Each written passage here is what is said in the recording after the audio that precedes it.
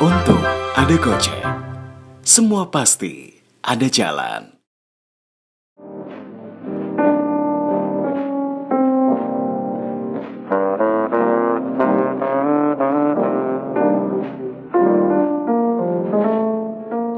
Cakrawala memperlihatkan wujudnya, lalu aku yang menuliskannya, mengabadikannya, memberitahu orang-orang bahwa bumiku menyimpan jutaan surga di dunia. Yuk, kita tingkatkan untuk gemar membaca.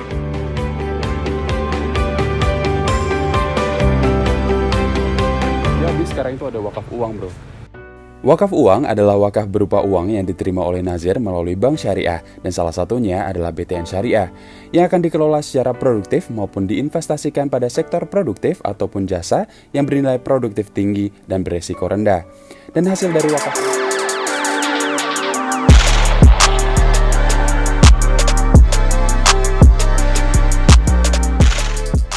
Halo Sobat JK, senang sekali saya di Doktivira. Hari ini akan menemani Sobat JK untuk jalan-jalan di Bincang Wargas. Hari ini saya sudah ke Creative Hub Visipol UGM nih, kita main-main ke Sleman saat ini. Dan saat ini saya sudah kedatangan salah satu narasumber yang nanti kita akan ngobrol-ngobrol, yaitu ada Mbak Lisa Lindawati. Halo Mbak Lisa, gimana Mbak kabarnya Mbak? Alhamdulillah baik. Oh ya, Sobat JK, Mbak Lisa ini juga dulu dosen saya Mbak. Asik. Iya ya, ketemunya Iya, ketemunya di sini. Jadi Mbak Lisa ini merupakan dosen di Prodi Ilmu Komunikasi Universitas Gadjah Mada dan juga sekaligus Direktur Creative Hub.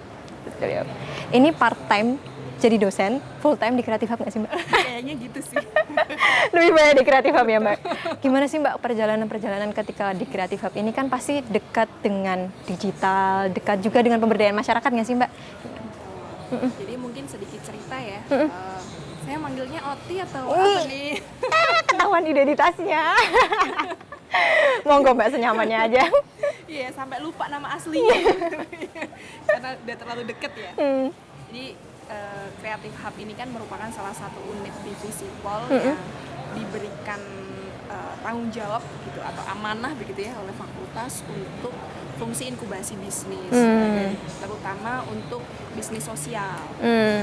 Nah, memang salah satu tools yang kita gunakan sebagai enabler adalah teknologi digital. Gitu. Bagaimana anak-anak muda, mahasiswa kita dan juga alumni kita memanfaatkan teknologi digital untuk bisa mengakselerasi bisnis mereka. Nah, memang kalau saya sendiri, saya bergabung di Creative Hub sejak 2019 sebagai program manager.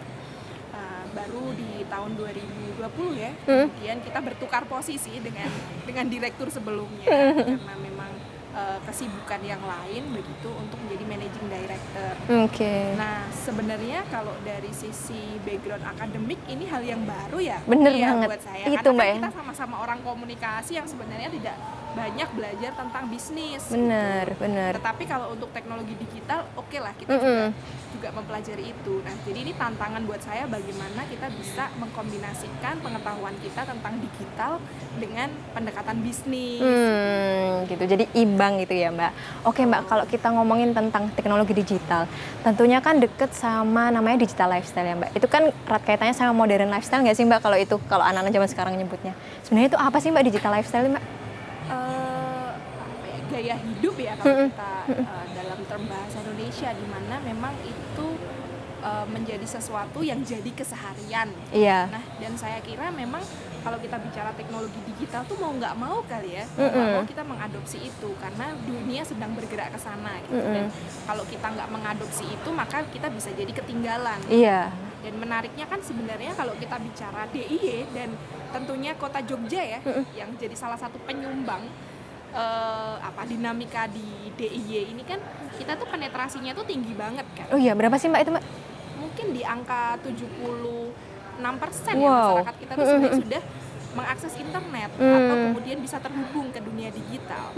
Dari sisi digital literacy, ini yang data menarik nih digital literasi DIY yang saya kira salah satu penyumbang terbesarnya adalah masyarakat Kota Jogja itu tertinggi. Wow. Se-Indonesia, kita tuh paling pintar digital.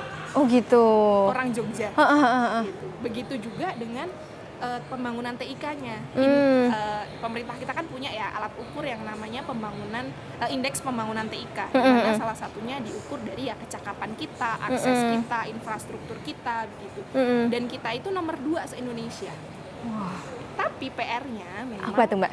dari sisi daya saing, kalau kita bicara tentang output dari penggunaan internet, misalnya dari sisi perluasan lapangan kerja, kemudian juga kewirausahaan yang dihasilkan dari pemanfaatan internet, itu masih sangat rendah. Kita kalah sama Jawa Barat yang notabene mereka secara indeks literasi digital dan pembangunan TIK-nya itu nggak setinggi kita. Jadi artinya mudahnya begitu ya, kita lihat SDM kita itu bagus, tapi belum bisa produktif. Jadi adaptasinya itu masih kayak misalnya kita menggunakan teknologi digital itu masih untuk urusan yang sifatnya konsumtif gitu. Contohnya pesen makan. Atau Betul. belanja online Ya, apa. belanja online gitu. Belum kemudian menjadi sellernya, belum menjadi produsennya begitu. Saya sih Mbak sebenarnya. Ya, ini PR kita bersama sebenarnya. Ya Allah, jadi memang ternyata kota Jogja ya Mbak, itu prestasinya kayak gitu, tapi dibaliknya juga ada. Sebenarnya itu dipengaruhi apa sih Mbak, kok bisa sih itu terjadi gitu? Ini yang sebenarnya perlu jadi diskusi kita bersamanya, untuk duduk bersama begitu stakeholder yang terkait itu, untuk bisa menganalisis kenapa ya masyarakat kita yang notabene itu pinter-pinter, apalagi kalau kita ngomongin Human Development Index atau indeks pembangunan manusia, DIY ini selalu unggul. Jadi nggak berlebihan lah kalau kita disebut kota pendidikan, dimana kalau kita ngomongin sekolah itu kan jarak berapa? 50 meter kita ketemu sekolah, mulai dari SD, TK dan lain sebagainya. Jadi kan nggak ada alasan untuk orang Jogja ini nggak pinter gitu. Nah tapi memang kita itu mungkin terlalu nggak ngerti ya. Dari sisi produktivitas itu kok jadi jadi kurang gitu. Intelektualitas kita, kepintaran kita itu ya kita nikmati dari sisi dalam konteks sosial dan budaya mungkin ya, karena kemudian kreativitas, kebudayaan kita berkembang. Tapi kalau ngomongin cuan ini kayaknya kurang cerdas dikit gitu. Jadi kita itu kurang bisa menjadikan kemampuan dan kreativitas kita tuh jadi uang gitu. Nah, ini yang PR banget sih menurut saya. Kalau menurut Mbak Lisa nih, sebenarnya tuh kalau digital lifestyle kan tadi kita bilang, kita berarti lebih konsumtif gitu ya Mbak. Saat ini kita lebih konsumtif. Sebenarnya hal itu kan berarti terjadi juga karena diri kita ya Mbak. Sebenarnya kayak konsumtif. Terus habis itu kayak gimana ya Mbak? Kalau mungkin ada juga nggak sih dampak-dampak lain dari digitalisasi atau digital lifestyle itu Mbak terkait dengan hal-hal seperti itu? Nah, mungkin ini ya ada pendapat atau kemudian orang awam gitu melihat digital lifestyle atau mengadopsi digital itu adalah mengadopsi teknologinya ansih dalam artian secara teknikal. Punya smartphone itu udah digital. Kemudian bisa mainan sosial media, bisa produksi konten di TikTok gitu, itu udah digital savvy gitu. Padahal sebenarnya kalau kita bicara adopsi dan apalagi kalau banyak orang ngomongin transformasi, kalau kita memang benar-benar mau kafah lah istilahnya mengadopsi digital itu, yang penting tuh justru di mindset, bukan technical capability. Bagaimana memahami ekosistem ini, di mana ekosistem digital itu benar-benar berbeda dari ekosistem yang analog gitu. Bagaimana konektivitas, bagaimana kecepatan akses itu mempengaruhi banyak hal, termasuk kalau kita bicara data gitu ya. Iya, gimana tuh semuanya itu tersimpan dengan baik. Gitu. Dan itu yang sebenarnya bisa dimanfaatkan kalau dari sisi bisnis begitu ya. Misalnya bagaimana kita memahami market begitu. Kalau dulu tuh kan susah, kita harus survei, kita harus nanya-nanya memakan waktu ya Mbak ya. Kita bisa merekod aktivitas individu itu secara lebih terperinci dan lebih presisi, sehingga di situ kalkulasinya jadi lebih mudah gitu, dan miserable gitu istilahnya.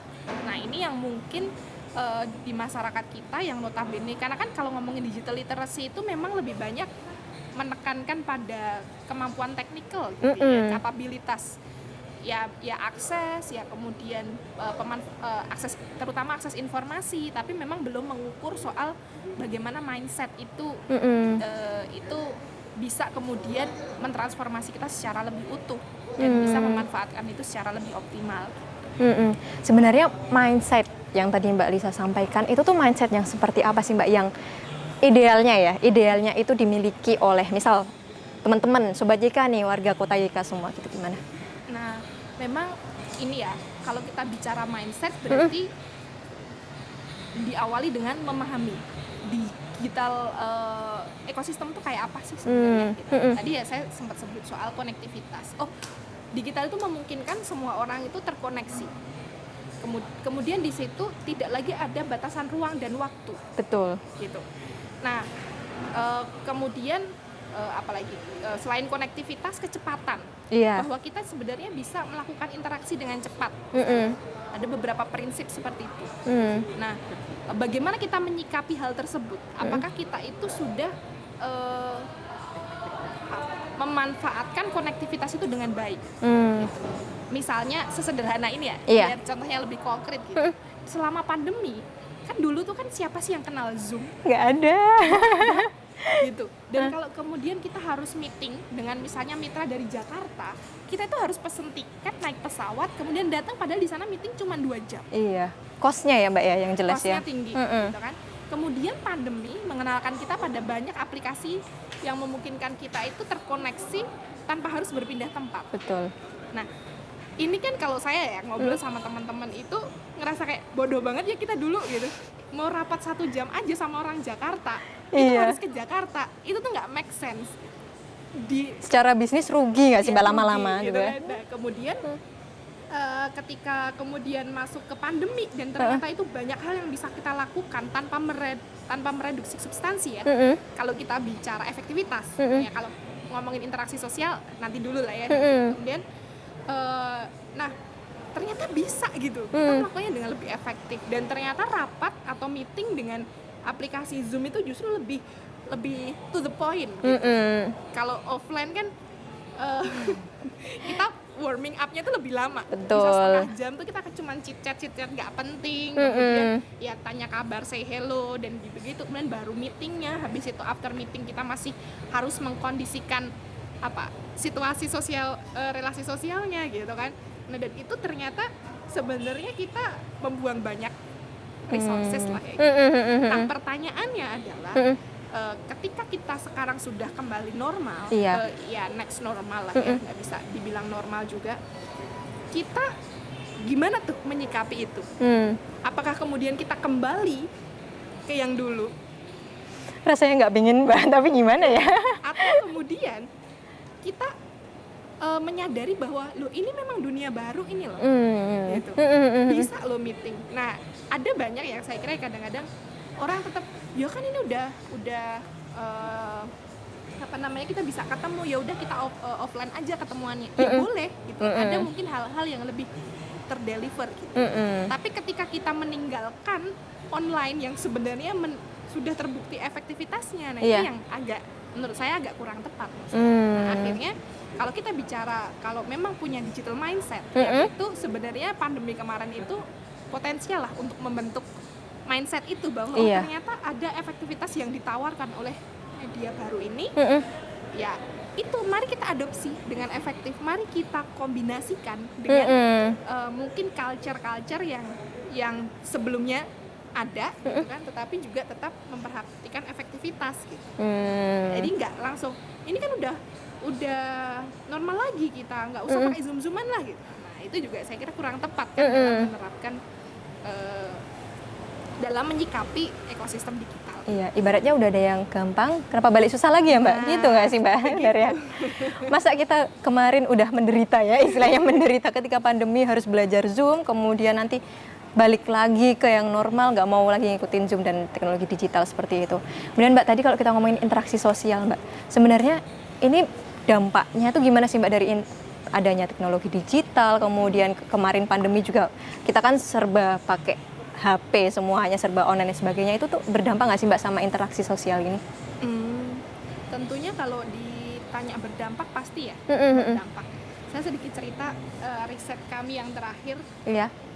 tentang dampak pembelajaran online terhadap karakter siswa SMP di Kota Jogja. Jadi kita kerjasama sama Dinas Pendidikan Kota Jogja. Boleh ya Pak di-spill? Dan itu memang kita kan mengadakan FGD ya dengan stakeholders dari siswa, kemudian guru dan juga wali siswa. Jadi 3 elemen ini yang kita coba explore gitu, bagaimana experience mereka selama pandemi. Dan satu hal yang positif dulu ya, yang positif dulu itu tuh siswa kita atau generasinya itu udah generasi Gen Z dan mungkin generasi Alpha ya, betul, Alpha benar. kalau SMP. Mereka tuh digital savvy, mereka tuh digital literasinya itu tinggi banget. Mereka cepet banget ngadopsi, bahkan lebih cepet dari gurunya. Gurunya kalah ya Mbak ya? Gurunya kalah. Gitu. Ya, jadi muncul cerita ya, ini agak yang sisi negatifnya, muncul cerita-cerita bahwa ya mereka bisa ngerjain soal secara kolaboratif sama temennya tanpa diketahui guru gitu.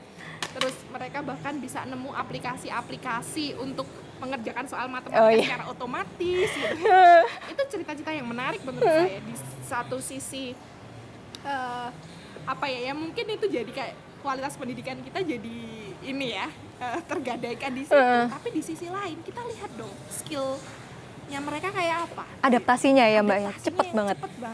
Dan itu harusnya bisa dimanfaatkan secara lebih bijak aja gitu. Nah tinggal kita nggak bisa mundur soalnya. Kan kita maju. Gitu. Betul. Dan memang korbannya adalah social skill mereka. Itu yang banyak sekali dikeluhkan baik oleh guru maupun oleh wali dan siswa sendiri. Contohnya apa Mbak itu? Mereka jadi kehilangan banyak teman. Dalam artian mereka tuh tidak menemukan peer group yang layak gitu. Karena kemudian kan mereka belajar individual. Sehingga mereka tuh nggak punya skill berteman.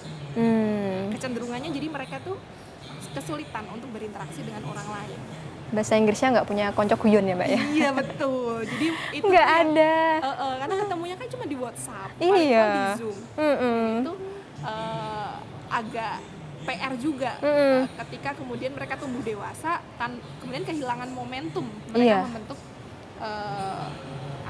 social skill.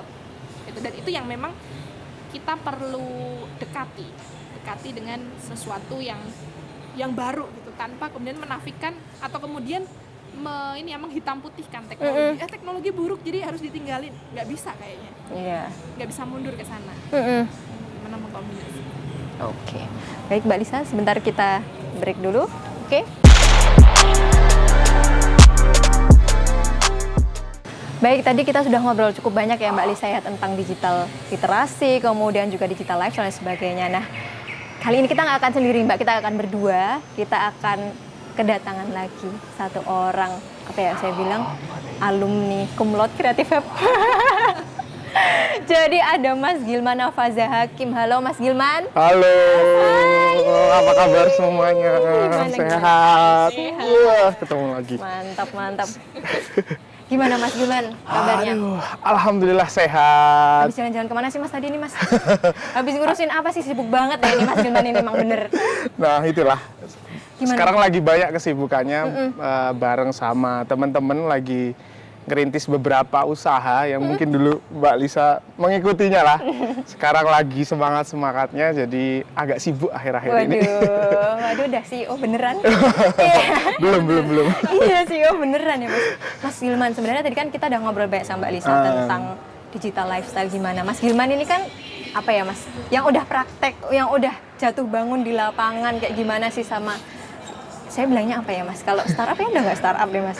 Apa sih Mas sekarangnya Mas? Udah scale up soalnya. Iya udah scale up, udah luar biasa ini Mas. Gimana sih Mas kesibukan Mas Gilman itu, terutama dengan berkaitan dengan digital lifestyle ini ya Mas, atau penerapan teknologi digital, itu gimana Mas? Ya kalau sekarang sih karena memang saya di satu lini bisnisnya memang ada di bidang digital juga, jadi memang dalam keseluruhan bekerjanya atau jalannya di semua lini bisnisnya memang kita menggunakan platform-platform yang memang kita ciptakan sendiri akhirnya untuk mempermudah pekerjaan kita kayak gitu. Jadi misalkan mungkin kita urut dari pagi kita udah presensi pakai aplikasi yang kita develop sendiri, terus kemudian kita report, kita kemudian schedule meeting dan lain-lainnya semuanya udah di satu platform. Karena memang ya kita sebagai konsultan IT dan ya itu kita memaksimalkan di penggunaan IT sih dalam seluruh berjalannya di lini bisnis kita kayak gitu. Sampai speechless ya, emang beneran. Kalau ini beneran kayak apa ya, beneran digital banget ya Mbak Elisa kalau kita. Saya kan juga tahu ya Mbak Elisa dulu ketika pertama kali pakai bantu ya Mas. Iya, sekarang udah apa sih Mas di-spill coba Sobat Jika biar tahu deh Mas. Jadi Masih boleh, tenang. Jadi kalau sekarang berjalannya atas nama sejak 2020 kita bikin perusahaan baru namanya PT Soluha Semesta Raya, dan salah satu bidang lini bisnisnya terkait teknologi namanya Semesta Teknologi.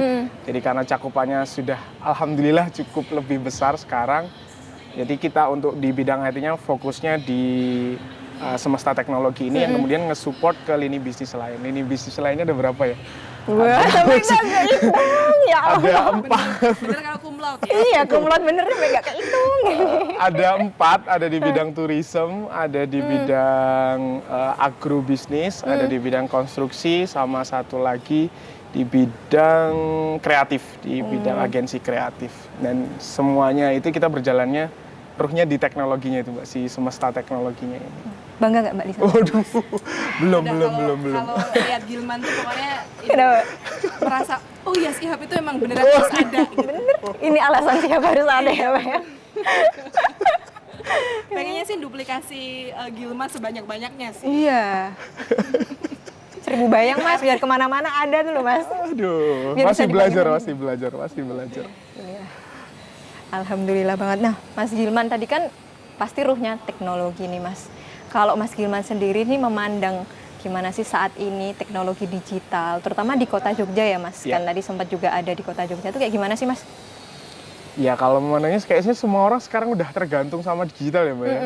Kayak apa ya, udah nggak lepas lagi lah, semuanya kita mau pesan makanan aja juga semuanya pakai via aplikasi. Kita bahkan kalau di Jogja tuh kerennya, ya mungkin ini yang temen-temen di luar kota Jogja cukup iri, kalau mau kemana-mana lihat CCTV dulu. Karena sebenarnya kalau di Pemkot itu kan udah bisa diakses, jadi kalau mau kemana ngelihat, wah di sana macet nggak jadi lewat sana, meskipun udah ada Google Map, tapi kalau di sini itu sih kalau di kota Jogja yang istimewanya menurut saya kemarin yang membuat cukup iri teman-teman di luar Jogja itu CCTV-nya yang bisa diakses oleh masyarakat Jogja. Iya. Halo Pak Keli, ini alhamdulillah program kita Pak. Iya, ini dari Kominfo juga Mbak, Dinas Kominfo. Itu dari Kominfo ya? Tepat banget Mas, ini nggak menjilat ya Pak ya? Saya kira dari Dinas Perhubungan bukan ya? Bukan, itu dari Dinas Kominfo, tapi juga kolaborasi lah Mas, dari kolaborasi ya, bahasanya ya Allah. Bahasa kolaborasi. Digital banget. Ya Allah, alhamdulillah saya udah digital. Mindsetnya berarti udah kebentuk. Alhamdulillah. Nah, Mas Gilman dan juga Mbak Lisa nih, kalau kita lihat berarti kan teknologi digital ini dipakai untuk apa sih kita bilangnya pemberdayaan. Kemudian bukan menyelesaikan juga ya, membantu memecahkan masalah-masalah sosial gitu ya Mbak. Kalau menurut Mbak Lisa dulu nih kayak gimana sih Mbak itu? Iya. Nanti kemudian lanjut Mas Gilman yang ada di lapangan nih. Ini flashback dikit ya. Dulu 2013 waktu saya ngambil sekolah lanjut gitu ya. Saya riset di daerah Banyumas, di kecamatan, di Kabupaten Banyumas dan di beberapa desa yang dulu sempat populer lah ya jadi desa IT. Di mana di sana itu di lereng Gunung Slamet, atau kalau orang mungkin lebih kenalnya Batu Raden ya. Batu Raden. Oh iya. Itu kayak desa di baliknya Batu Raden gitu. Jadi masih sama-sama di atas sebenarnya. Masih di atas gitu. Dan mereka itu mencoba membangun koneksi yang bagus gitu di desa. Nah, menariknya itu memang ada kayak semacam NGO gitu ya yang membantu desa itu untuk mengenal internet. Dan menariknya warganya itu start from zero. Bener-bener nggak tahu apa-apa gitu ya Mbak? Ya, ini sebuah eksperimen ya. Bagaimana kemudian tadi penerapan teknologi itu bisa gitu. Dan tetapi menariknya pendekatannya adalah mereka itu diajak untuk memetakan masalahnya dulu sebelum dikenalin teknologi. Iya. Masalahmu apa? Nah, masuknya kan lewat pemerintah desa ya. Ya. Mereka bilang kayak data kami itu berserakan, pelayanannya lama. Iya. Gitu. Nah, ketemu tuh masalahnya. Baru kemudian teknologi itu dihadirkan. Ini loh. Nah, ini kan yang kadang-kadang dilupakan ya. Jadi orang tuh kayak sekarang tuh berlomba-lomba, ini ada aplikasi ABCD. Iya, betul. Tapi gue ngopo gitu kan, buat apa. Nah, belajar dari itu karena kemudian mereka itu nemu masalah dan merasa butuh solusi, mereka mau tuh belajar dari nol.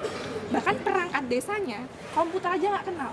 Ya Allah. Jadi mereka tuh ngajarin bener-bener dari mulai kenal komputer, baru ngomongin internet. Yang seru lagi karena memang NGO-nya ini networknya itu sama teman-teman open source, mereka itu kenal pertama itu bukan Windows tapi Linux. dan bahkan ketika mereka sudah mulai berjejaring dengan desa-desa yang lain, mereka itu bikin program sendiri. Apa tuh Mbak? Bikin OS sendiri. Namanya itu dulu Blank On, tapi saya nggak ngerti sekarang masih sustain apa enggak. Blank On itu kalau dibacakan Blankon ya. Iya. Dan itu bahasanya itu ngapak, bahasa Banyumas yang mereka coba terjemahkan bareng-bareng. Jadi kayak mereka itu buka, ya itu ya karena open source, kemudian mereka itu buka semacam dictionary gitu ya, kayak misalnya recycle bin. Iya. Masih opo.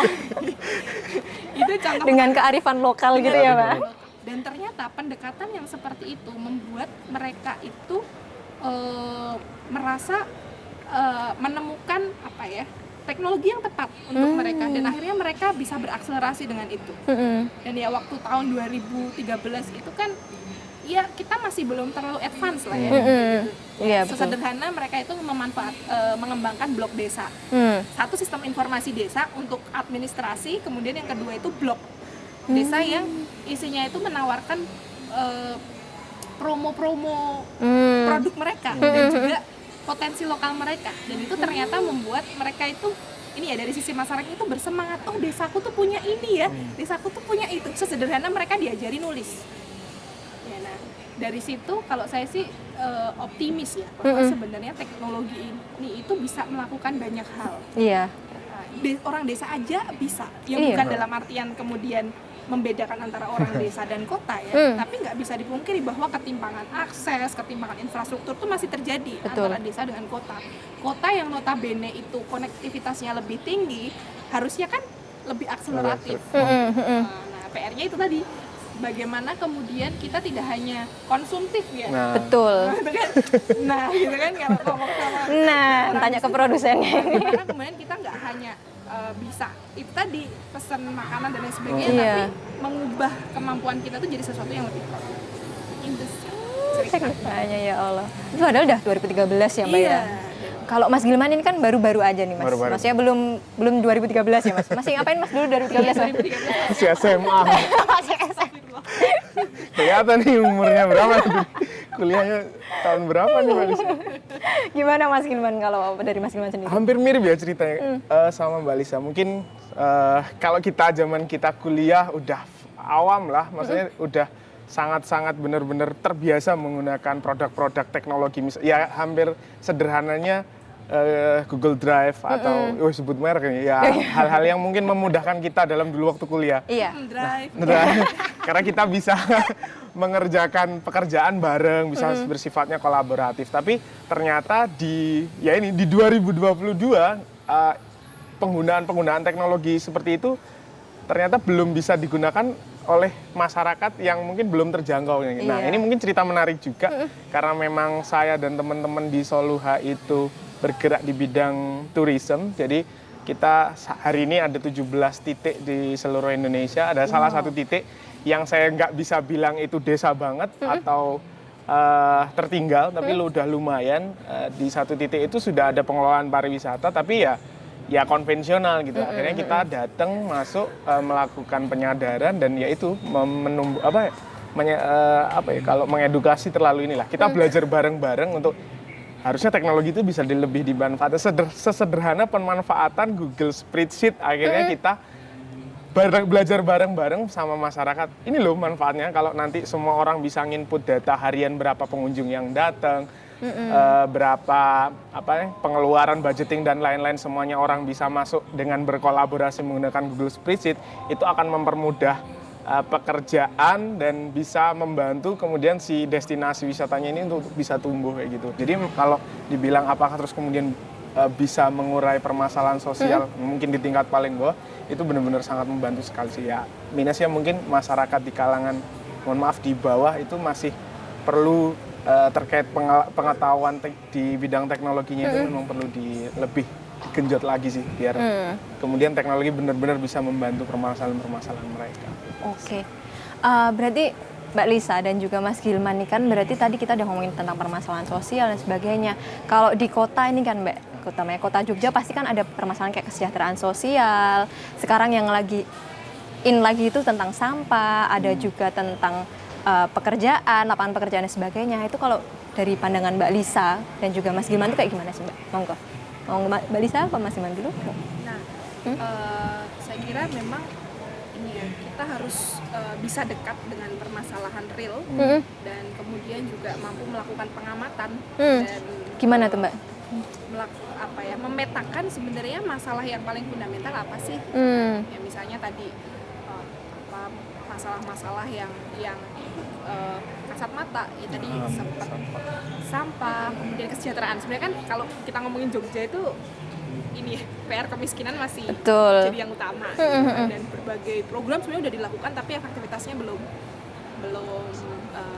Terlihat optimal. gitu ya. Kemudian sekarang juga kita lagi di challenge dengan sampah yang tadi isu bahwa ya TPS Piungan lah ya. Kalau saya nggak ngerti kalau kota tuh apakah udah ada statement untuk bebas sampah tahun berapa gitu. Belum kan, misalnya karena kebetulan saya tinggal di Bantul ini kan gencar banget 2024 Bantul bebas sampah gitu. Artinya kita mereduksi seoptimal mungkin sampah yang masuk ke TPA. Betul. Gitu kan. Nah, sebenarnya kalau kita bisa mengamati itu kalau kita bicara teknologi digital itu punya banyak peran ya dengan kemampuannya mengkolaborasikan banyak orang, mengkoneksikan banyak orang, sehingga ada banyak hal yang bisa dimanfaatkan. Mulai bagaimana kemudian mainstreaming isu misalnya untuk campaign bahwa ini loh masalah kita bersama. Lalu kemudian mendevelop beberapa misalnya platform yang bisa memudahkan orang untuk mengelola sampah, itu kan juga bisa. Tapi memang sebelum kita bicara technicality soal teknologinya, yang harus kita pahami sih menurut saya masalahnya dulu. Karena teknologi ini kan sebenarnya enabler ya. Iya. Gitu. Jadi dia bukan dewa gitu. Dalam artian yang asal ada teknologi itu selesai tuh masalah. Tapi dia itu enabler aja yang nanti akan datang setelah kita paham gitu ya. Betul. Masalahnya seperti apa. Dan saya kira Gilman punya banyak cerita nih bagaimana mendekati masalah dan menghadirkan teknologi untuk menyelesaikan. Nah ini Mbak, harusnya perannya Creative Hub Visipol ini di sini. Harusnya pemerintah kota Jogja ini menggandeng Creative Hub Visipol, di mana kemudian ide-ide dari talent-talent kita yang luar biasa kalau ngomongin masalah, ya kita punya solusinya nih di usaha-usaha sosial teman-teman yang memang semuanya hampir yang mungkin batch terakhir ada hubungannya sama teknologi ya, mengurai masalah-masalah itu. Ini udah dijelasin panjang sama Mbak Lisa. Jadi ketika mungkin kalau mengurai permasalahan itu mungkin sekarang lebih butuhnya itu terkait kolaboratif itu. Jadi sebenarnya udah ada masalah, ada stakeholder, ada anak-anak muda nih ya. Ini kita ngomongin case-nya di sini, anak-anak muda nih yang sebenarnya pengen loh nyelesain masalah-masalah itu, tapi ya mungkin mereka belum ketemu jalannya. Nah, karena di tahap di sini di Creative Hub ini mungkin tahapnya ideation sampai kemudian jadi produknya. Nah, next step selanjutnya adalah kemudian butuh wadah atau yang solusi yang atas permasalahan yang mereka lihat dan yang kemudian jadi opportunity akan jadi bisnis itu bisa ditampung kayak gitu. Nah, terus tadi ngomongin teknologi di bidang kesejahteraan mungkin di kehidupan urban di kota ya. Kalau mungkin akibat adanya pandemi yang mungkin bisa disyukuri juga adalah terkait WFA ya, work from anywhere, bisa kerja di mana aja. Dan mungkin dengan portal-portal pekerjaan yang nggak usah ngomongin ada kemiskinan orang susah cari kerja gitu ya. Padahal sebenarnya portal-portal itu sudah banyak tuh. Bahkan yang menyediakan WFA bisa kerja di mana aja itu udah ada banyak ya. Mungkin dengan teknologi digital, dengan sosial media itu bisa lebih ngajak anak muda lagi buat literasi digitalnya, bahwa ada loh sekarang tuh kesempatan yang kamu bisa kerja di mana aja dan dengan platform-platform yang udah ada kayak gitu. Mungkin itu sih pemanfaatan teknologi yang terkait kesejahteraan itu tadi. Oke. Kemudian tadi kan sudah disebutin ya, udah ada banyak portal pekerjaan. Jadi intinya tuh udah ada jawabannya ya Mas Iip. Daripada kita nyari-nyari, kita tuh sekarang pasti searching ya. Searching itu udah ada jawabannya. Nah, sebenarnya ada nggak sih Mas dari misal Mbak Lisa dan juga Mas Gilman terkait rekomendasi nih? Tadi kan juga kita ngobrolin tentang digital literasi juga ya Mbak. Gimana sih Mbak biar Sobat YK itu bisa lebih terliterasi gitu loh. Jadi lebih ngerti tentang digital, bisa memanfaatkan, nggak cuma jadi konsumen gitu aja. Itu bisa diakses di mana sih Mbak? Atau misal ada portal-portal khusus seperti itu Mbak? Mungkin kalau portal khusus apa? Ya Gil ya. Sosial media mungkin. Tapi poinnya gini, kalau menurut saya ya, kalau mau belajar bagaimana meningkatkan kapabilitas atau digital skill gitu ya. Iya betul. Nggak cuma sekedar literasi, tapi juga kita bicaranya skill sampai nanti kita benar-benar bisa expert gitu. Saya kira sekarang itu media digital itu menawarkan banyak sekali knowledge yang murah bahkan free ya. Itu bisa pakai banyak aplikasi e-course misalnya. Itu kan juga bisa, atau sesederhana sosial media. Banyak sekali akun yang secara cuma-cuma ya bagiin ilmu mereka. Bermanfaat banget itu. Tuh, e-course yang tadi yang gratis banyak, yang berbayar juga banyak gitu. Jadi sebenarnya dan cara masuknya gimana? Cari aja lewat Google deh atau search engine yang lain gitu ya. Dengan memasukkan minatnya teman-teman itu apa. Misalnya pengen belajar cloud computing misalnya, advance, atau ya sekedar bagaimana memproduksi konten gitu. Masukin aja ke search engine, kemudian pasti akan diarahkan ke banyak sumber informasi itu. Tinggal kita mau atau enggak dan menseriusi itu.